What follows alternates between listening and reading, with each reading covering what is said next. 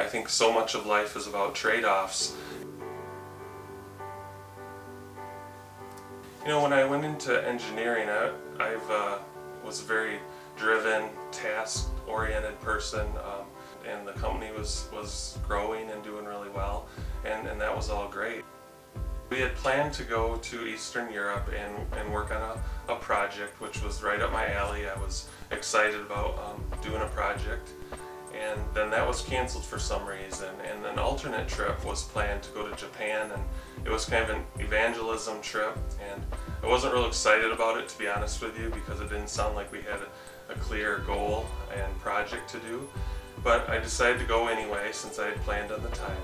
And when I was there, I met this young lady named Coco, and she was really seeking the Lord and some meaning in her life.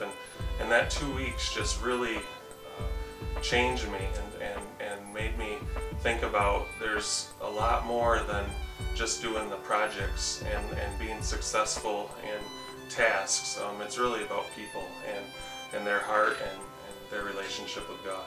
When we came back, it was interesting. I was excited to go back to my company and dove into new projects and new opportunities, and it's kind of interesting some of the reaction that you'd actually get from people about, wait a minute, you're leaving ministry and you're just going back to work? And I'd be like, yeah, isn't it awesome? Because, you know, God's blessed me with certain skills and abilities, technical things that I enjoy.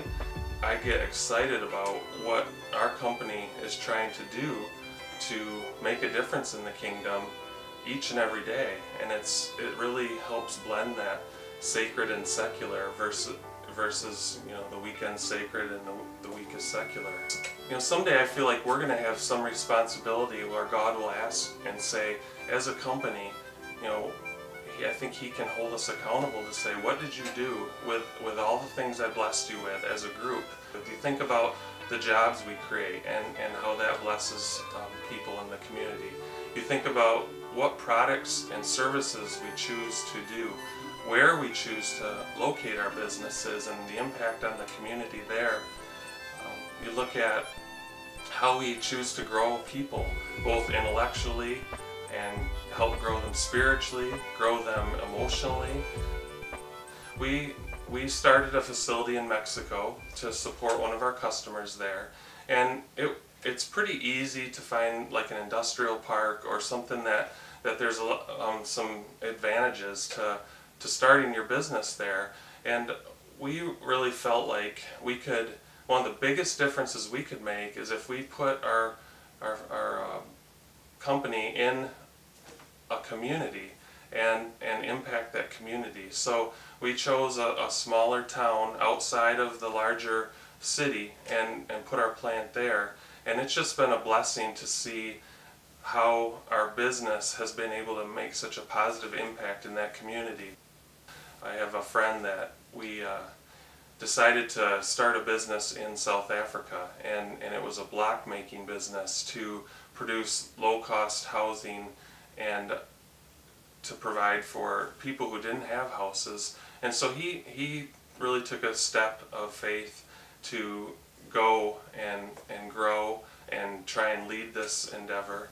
A couple of years ago worked on a project where we really wanted to eliminate the use of some materials in it that when they make those materials like PVC are hard on the environment. So we invested a lot of research and engineering time to find substitute materials that would perform as well and then be a substitute for those materials that are really more harmful for the earth. And we look at ourselves as one of the tasks God has given us is to have dominion and take care of the earth. And so that was a bit of a trade-off, the investment to find the alternate material, but in the end we felt like it was the right thing to do to take care of the earth. You know, as I think about this series we've worked through on Love on the Move, and I look at two very different callings in my life. One to Japan and working with people and loving them and just so different than what I view as my my skill set in engineering and manufacturing and technology, but then seeing God take both of those calls and then blend them together to really be able to feel this great joy that I'm being obedient, I'm ministering each and every day in the things I do, and just find real satisfaction in that, and being part of a company, a group of other people that can do something much bigger than I could do on my own.